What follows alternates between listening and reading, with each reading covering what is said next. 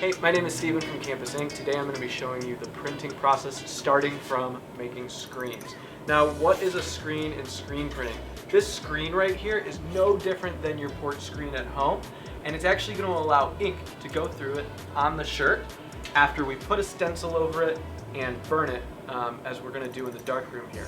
Now, this screen is a little bit finer than the one that you have at home, so it's not going to let as much ink through, but it is no different than that screen that you might see. So we're gonna hop into the darkroom right now so you guys can see exactly how it goes. After we've selected the screen that we're going to use, we're actually going to need to coat it. Now we're gonna coat it with a light sensitive emulsion. What this emulsion is going to do is it's gonna coat the screens, it's gonna cover the holes so that when we actually burn an image onto it, the emulsion will actually stay where the stencil washed out. And that is where the ink is going to go through it. We're going to use this machine here called a Unicoat that's going to actually coat the screens the exact same way every time. That's really important because when we go to print, we want to make sure we're applying the same amount of ink onto that shirt. It's going to make that print feel a lot better, consistent, and obviously last a lot longer. Now, when we actually get our artwork ready, we're actually going to need to separate it. Best way to think about that artwork is like lasagna. It's a frozen piece of lasagna that we need to separate so that we can place them and burn them on the screens. So in this case, we actually use a RIP software called the Zytron. What it's actually going to do is it's going to allow us to separate the artwork and visually see it ahead of time so we know exactly how it's going to print when we put it on the screen with our wax unit. This is really important because we're able to see where we might have an underbase or where we might be overprinting something, and being able to look at it ahead of time makes less mistakes when you're actually on press.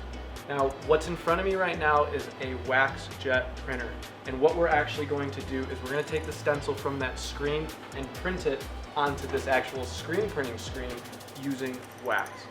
Why that's so important is in the next step when we go to expose it, that black is going to block out the light and we're going to be able to wash out that stencil so that we can actually go to print it. We're actually going to use an exposure unit. And what this exposure unit is going to do is it's going to send UV light through here and it's going to harden the spots where there isn't this black stencil. So we're going to put it in here and it's going to go off for just 6 seconds.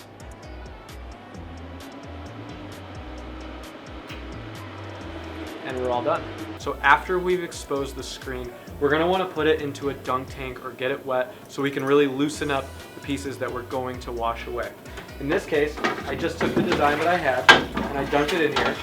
And I have one from earlier. You're going to start to see the image coming through on there. But what we really need to do is take it over here into the washout booth and really wash out the image.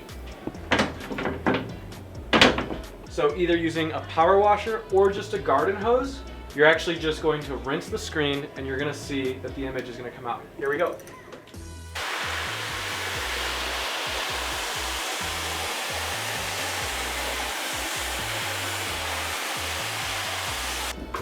And we use this light right here so we can make sure that we've washed out all that detail.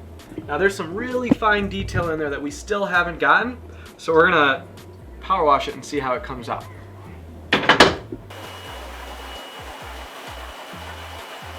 Now you can see that we've pulled that detail out of the screen and we're ready to dry it.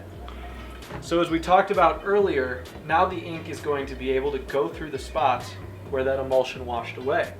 And where this pink emulsion still exists, ink will not be able to go through there and get on the screen. So the end result is going to be the shirt. So hopefully you've learned a little bit about the screen making process. There is a lot that goes into it before we actually go ahead and print the shirts. We put these screens in here to dry. They're going to be ready to go in about 20 to 30 minutes. So we're almost ready to start printing. This is a manual press, and this is what we're going to be using today to demonstrate screen printing.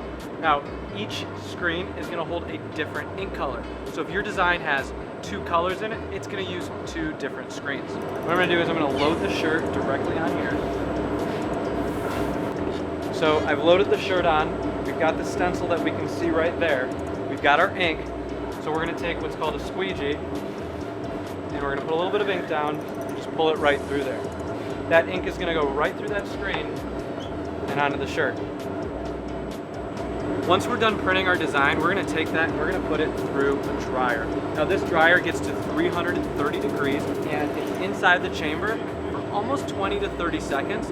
And in that 20 to 30 seconds, that ink is going to cure so that it can stay long-lasting and vibrant. At the end of the dryer, that's where we fold and do all of our quality control procedures. We stack, fold, and make sure that all the shirts go out packaged, and it all starts right here. So while some of our prints are done with the manual machine for smaller orders, we do use these automatic printing presses when we're printing larger orders. Orders anywhere between 40 and as many pieces as you can imagine are going to be printed on this machine. This machine is extremely powerful, and it can print anywhere from 600 to 800 shirts an hour with just 2 individuals. Now, it does require some training, and it does require some setup, so that is something to consider when using one of these presses.